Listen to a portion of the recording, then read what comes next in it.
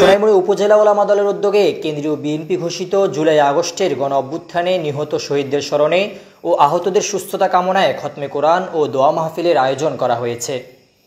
শুক্রবার সন্ধ্যায় সোনাইমুড়ি পয়েজ এতিমখানায় নোয়াখালী জেলা ওলামা দলের যুগ্ম আহ্বায়ক হাফেজ শফিকুর রহমানের সভাপতিত্বে সোনাইমুড়ি উপজেলা ওলামা দলের সাবেক আহ্বায়ক কাজী মিজানুর রহমানের সঞ্চালনায় এতে প্রধান অতিথি হিসেবে উপস্থিত ছিলেন সোনাইমুড়ি পৌরসভার সাবেক মেয়র জনাব মোতাহের হোসেন মানিক। বিশেষ অতিথি হিসেবে উপস্থিত ছিলেন সোনাইমুড়ি উপজেলা বিএনপির সাবেক যুগ্ম আহ্বায়ক মাসিদুর রহমান, সোনাইমুড়ি উপজেলা কৃষক দলের সাবেক আহ্বায়ক এম.এ. মিলন, সোনাইমুড়ি পৌরসভা যুব দলের যুগ্ম আহ্বায়ক মুস্তফা মিটন, জেলা ওলামা দলের সদস্য কারি নুরুন নবী। উপস্থিত ছিলেন মুফতি নূর হুসাইন, মুফতি আবদুল্লাহ, হাফিজ জহিরুল ইসলাম সহ প্রমুখ নেতৃবৃন্দ।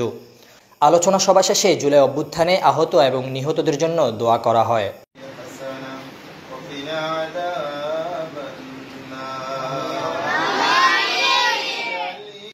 2024 সালের 5ই আগস্ট পর্যন্ত যত মানুষ শহীদ হয়েছে, আহত হয়েছে, গুম হয়েছে, তাদের জন্য আজকে